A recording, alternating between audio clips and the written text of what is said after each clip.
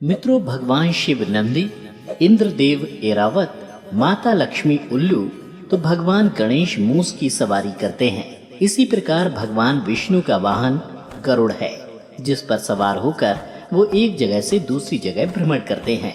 अच्छा मित्रों, क्या आप ये जानते हैं कि आखिर क्यों भगवान हरि ने गरुड़ को ही अपने वाहन के रूप में स्वीकार किया है, जबकि उनके पास वाहन के लिए विकल्प तो कई सारे थे।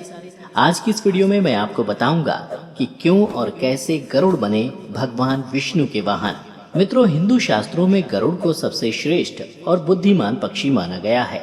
ऐसा पक्षी जो न सिर्फ तेज गति से उड़ सकता है, बल्कि अपनी चोंच से हाथी को उठाकर भी आकाश की ऊंचाइयों को छूने में सक्षम है। हिंदू धर्म में गरुड़ को भगवान का दर्जा दिया गया है, जिन्हें विष्णु रथ, खगेश्वर और विनायक के नाम से भी जाना जाता है। मित्रों, भगवान विष्णु द्वारा गरुड़ को अपना वाहन चुनने की कहानी जानने से पहले ये जान लेते हैं कि आखिर गरुड़ की उत्पत्ति कैसे हुई थी। तो एक पौराणिक कथा के अनुसार दक्ष प्रजापति की कद्रु और विंता नाम की दो कन्याएं थीं, जिनका विवाह कश्यप ऋषि से हुआ था। कश्यप ऋषि से कद्रु ने 1000 नाग पुत्र और विंता ने केवल 2 तेजस्वी पुत्र वरदान के रूप में मांगे। वरदान के परिणाम स्वरूप कद्रु ने 1000 अंडे तो विंता ने 2 अंडे दिए। कुछ समय बीत जाने के बाद कद्रु के अंडे फूट गए, जिसमें से नागों ने जन्म लिया, जबकि विंता के अंडे वैसे के वैसे ही रहे।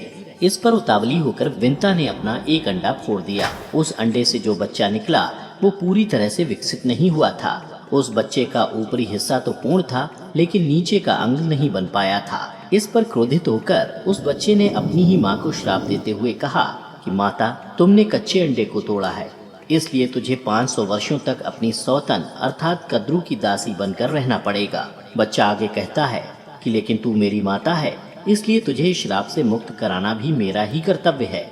इसलिए याद रहे कि जो दूसरा अंडा बचा है उसे अपने समय पर ही फूटने देना। उस अंडे से जो बच्चा जन्म लेगा वो अत्यंत तेजस्वी बालक होगा और वही बालक तुझे मेरे श्राप से मुक्त कराएगा। मित्रों, इतना कहकर अरुण नाम का वो बालक आकाश में उड़ गया और सूर्य के रथ का सारथी बन गया। इसके बाद विंता अपनी ही बहन और सौतन कद्रु की दासी बन गई और फिर कुछ समय बाद विंता के दूसरे अंडे से महातेजस्वी बालक ने जन्म लिया, जिसे हम और आप गरुड़ के नाम से जानते हैं। गरुड़ ने जन्म लेने के बाद जाना कि उनकी माता तो कद्रु की दासी बन चुकी है। ऐसे में वो अपनी माता को आजाद कराने का मार्ग ढूंढने लगे। उन्हें किसी ने बताया कि अगर वो सच्चे मन से भगवान विष्णु की स्तुति करेंगे तो प्रसन्न होकर भगवान उनकी हर मनोकामना को पूर्ण कर देंगे।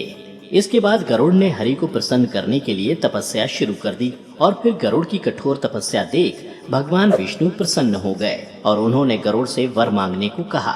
सबसे पहले गरुड़ ने कहा कि हे भगवान, मुझे इतना शक्तिशाली बना दो कि मैं कद्रु के नाग पुत्रों का वध कर सकूं और अपनी माता को आजाद करा सकूं। इसके साथ ही गरुड़ ने यह भी वर मांगा कि वो सदैव उनकी ध्वजा में उपस्थित रह सकें, साथ ही बिना अमृत को पिए ही अजर अमर हो जाएं। गरुड़ की बात सुनकर भगवान ने उन्हें वर दे दिए। जिसके बाद गरुड़ ने भगवान विष्णु से कहा कि हे भगवान, मैं आपको भी एक वर देना चाहता हूँ। आप जो कुछ भी मांगेंगे मैं उसे पूर्ण जरूर करूँगा। इस पर भगवान विष्णु ने गरुड़ को अपना वाहन होने का वर मांगा।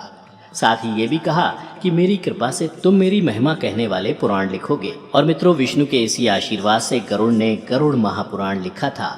वही गरुड़ पुराण जिसमें मृत्यु के पहले और बाद की स्थिति के बारे में विस्तार से बताया गया है। हिंदू धर्म में जब किसी की मृत्यु हो जाती है तो उसके घर वालों को गरुड़ महापुराण ही सुनाई जाती है, ताकि मरने वाले की आत्मा को शांति और उसके परिजनों के दुख को कम किया जा सके।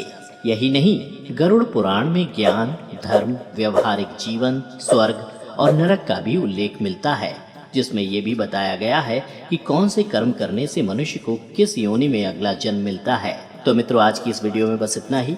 उम्मीद करता हूँ ये वीडियो देखने के बाद आपको गरुड़ के भगवान विष्णु का वाहन बनने की पूरी जानकारी मिल गई होगी। आपको ये वीडियो कैसी लगी मुझे कमेंट करके जरूर बताएं।